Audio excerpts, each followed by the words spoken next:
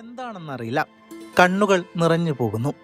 ഏതൊരു രോഹിത് ശർമ്മ ആരാധകനും ഇത് തന്നെയാകും അവസ്ഥ.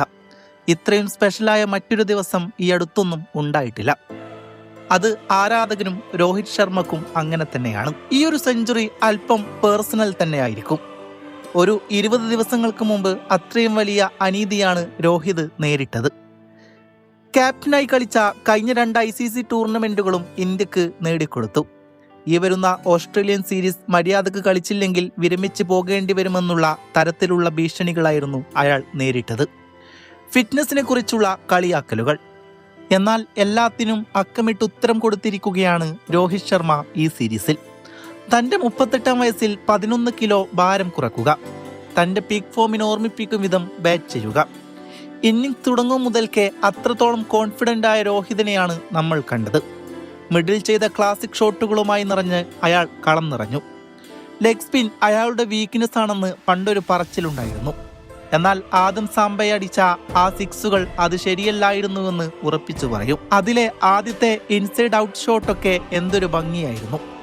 രോഹിത് സെഞ്ചുറി അടിച്ചു എന്നതിനേക്കാൾ സന്തോഷം ആ പഴയ രോഹിതിനെ കാണാൻ പറ്റി എന്നുള്ളതാണ്.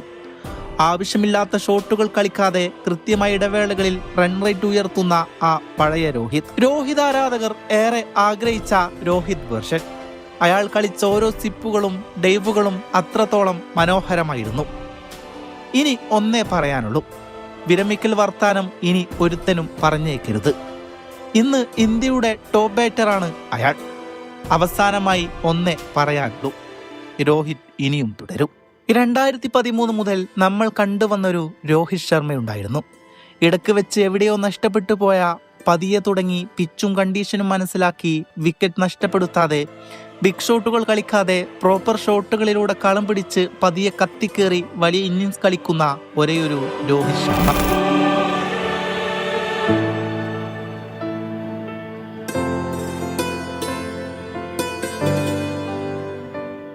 ഇന്നത്തെ ഇന്നിംഗ്സ് കണ്ടപ്പോൾ ആദ്യം മനസ്സിലേക്ക് ഓടി വന്നതും ആ പഴയ രോഹിതിനെ തന്നെയാണ്. സ്റ്റാർക്കിൻ്റെ ഓവർ പിച്ച് ബോളുകളെ ശിക്ഷിച്ചും ഹൈസൻവുഡിന് അർഹിച്ച ബഹുമാനം കൊടുത്തും ലൂസ് ഷോട്ടുകൾ ഒന്നും കളിക്കാതെ ഇന്നിംഗ്സ് ബിൽഡ് ചെയ്ത് പതിയെ തുടങ്ങിയ രോഹിത് പിന്നീട് ആക്രമണം ഓസ്ട്രേലിയൻ ക്യാമ്പിലേക്ക് നയിക്കുന്ന കാഴ്ച മനോഹരമായിരുന്നു. ഓപ്പണിംഗിൽ രോഹിതും ധവാനും, അതിനുശേഷം കോഹ്ലി. 10 വർഷം പിന്നിലേക്ക് പോയി രോഹിതിന്റെ ഇന്നിംഗ്സ് കണ്ടപ്പോൾ ആദ്യം സാംബക്കെതിരെ എക്സ്ട്രാ കവറിലൂടെ നേടിയ 6-ൽ ഉണ്ടായിരുന്നു രോഹിതിന്റെ മുഴുവൻ ക്ലാസും. ഇനിയും ഒരു അംഗത്തിനുള്ള കരുത്തും ക്ലാസും ഉണ്ടെന്ന് പറയാതെ പറയുകയാണ് രോഹിത് ശർമ്മ. ഓസ്ട്രേലിയയിൽ തന്റെ 38-ാം വയസ്സിൽ മാൻ ഓഫ് ദ മാച്ചും കൂടാതെ മാൻ ഓഫ് ദ സീരീസും നേടി നിൽക്കുമ്പോൾ BCCIക്ക് മുന്നിൽ ഒരുപാട് ചോദ്യങ്ങൾ ഉയർത്തുന്നുണ്ടയാൾ.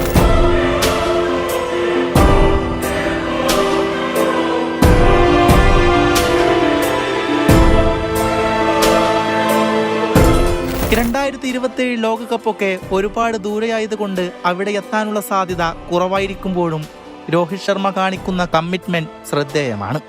ഭാരം കുറക്കുന്നു, ഗെയിം മെച്ചപ്പെടുത്താൻ ശ്രദ്ധിക്കുന്നു. അസാധ്യമെന്ന് തോന്നുന്ന ഒരു ലക്ഷ്യത്തിലേക്കെത്താൻ അയാൾ എടുക്കുന്ന എഫേർട്ടുകൾ അത്ഭുതം തന്നെയാണ്.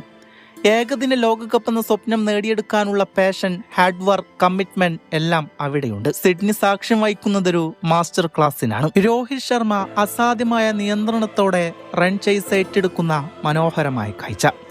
50-ാമത്തെ അന്താരാഷ്ട്ര സെഞ്ചുറി. അതെ, the real legend Rohit Sharma.